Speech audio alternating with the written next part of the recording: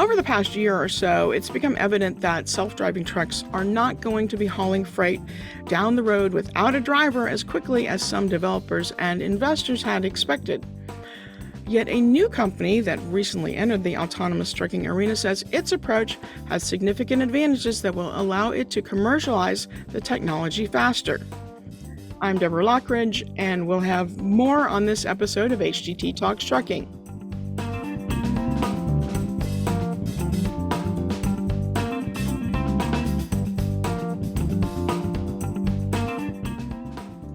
A new company, Waabi, says its core product, the Waabi Driver, is the next generation of autonomous trucking technology. As it happens, one of HDT's former emerging leaders recently joined the company to provide some real-world fleet insight, so I figured it was time for an interview. So today we're talking to Dustin Koehl, who is head of transportation at Waabi. So, Dustin, we met when you were one of our first emerging leader honorees in 2016. At the time, you were with a trucking fleet. It's always fun to see the careers of our emerging leader recipients as they move along. What was it about Waabi that drew you to join the company? Well, Deborah, thank you for reminding me I'm getting old, no longer an emerging leader as a 16-year industry veteran. But being involved in this space for 16 years, I've seen a lot of aspects of trucking, whether that's the great things or the opportunities, I'll call it. And I truly believe that autonomous technologies can have a great impact on, I'll say, the workforce and the drivers, and then really create dynamic conversations with shippers and other ecosystem providers. And for Waabi specifically, it is really the first developer that has incorporated artificial intelligence into the software stack, or specifically to the simulation that will allow this really dynamic technology to deploy. Yeah, I saw my first demonstration of a self-driving truck, I don't know, 5 years ago or so. But now Wabi's sort of coming onto the scene at a time where we're seeing articles in major outlets like the New York Times and the Wall Street Journal about self-driving vehicles, whether cars or trucks, seem to be having a tougher, longer path to come to fruition in the real world than what some of the developers and investors had expected. So, what are your thoughts on that? Yeah, that's a great question. And I'll use that term again, appropriate. And, the great experience I had in my previous life, during my 16 years, I spent 4 of that actually building out the autonomous truck development program at US Express. And so I got to work with many of the developers and see the technology. And as you're saying, I mean, we've hit a wall to some degree in the industry. And I think that's what's really important to reference again, the artificial intelligence that's really needed in this autonomy stack, or the software stack that aligns with the sensors and then built into the computers needed to launch. And so what that means tangibly is kind of this previous regime, or we'll say the 20 years of lessons learned and contributions. You've needed billions of miles for on-road testing, and that costs billions and billions of dollars. And that's just not scalable, and it's certainly not cost efficient. And so that is one of our core key advantages at Waabi, is this really dynamic simulation, AI first simulation that allows us to really recreate the common use cases, but then also the really hard safety edge cases, like the ladder falling out of a truck, or this time of year, the deer that jumps in front of the truck. And so imagine really 2 computers kind of going against each other playing chess. And so you're building these situations through AI that you're not having to really capture that in on-road testing, because you can do that in simulation and then really do it a much smaller, as what we call to flip the pyramid upside down, and really the testing and simulation. So basically, you're starting with the actual driving software and teaching it through simulation inside the computer. Would that be accurate? Correct. We're taking these inputs through our LiDAR and cameras and the sensors. And you take these inputs and they really build on top of each other as we're recreating, as we call it, Waabi world, with these different objects and agents, as we call them, and the egos that are created out of this. And we have some of the most dynamic, I'll keep saying that term, dynamic technology, but also, as you know, behind dynamic technology are really phenomenal people. And I believe we now have over 28 countries represented on the Waabi team, in such an expansive worldview, and that have all been in a variety of autonomous trucking startups. And so they're taking a lot of their lessons and contributions and now applying them to this world of Waabi. And it's just really fun and great to be a part of. So I guess where is the company in the development process? That's great. So Waabi has been around for about a year and a half. And because of the technology that we're talking about with artificial intelligence and simulation, it's allowing us to really grow much quicker than others that maybe have taken 5 and 10 years plus to create their 4th, 5th plus generation tractors. And so we have already created our first truck. And as you've seen, probably our product launch of Waabi Driver that happened in November.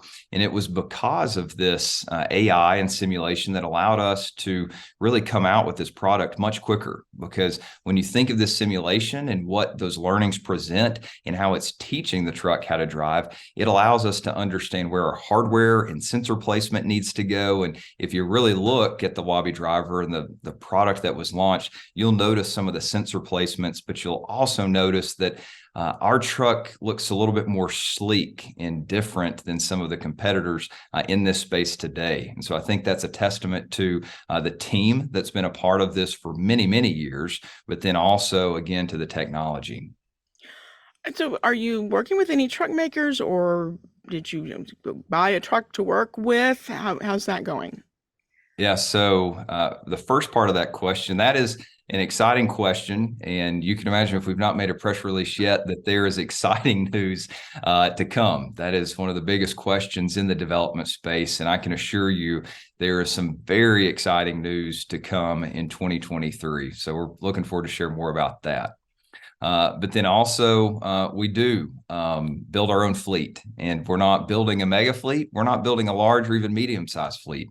I think what we want to share is that we are a technology company. We're not trying to solve it all. We're not really looking to go direct to shipper. I know there's sometimes that fear of developers in this space.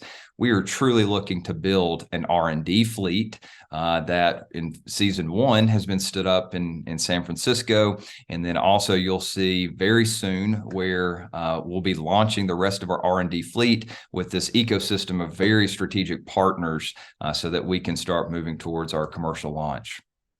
I know early on we started seeing a lot of hype about autonomous trucks a few years ago in the mainstream press, and predictions that it was going to put all these drivers out of work.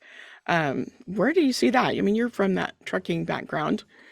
Yes, I love this question. And I love this question because I spent 16 years in this space. And I think it's no secret Bob Costello at the ATA loves to talk about the driver shortage. And that number continues to grow each year. And it's debatable where the number really falls. But what we know is that large fleets are spending tens of millions of dollars in driver recruiting and onboarding. Even small to medium-sized fleets, you're seeing turnover that bumps up at 100%, the larger fleets of 150%.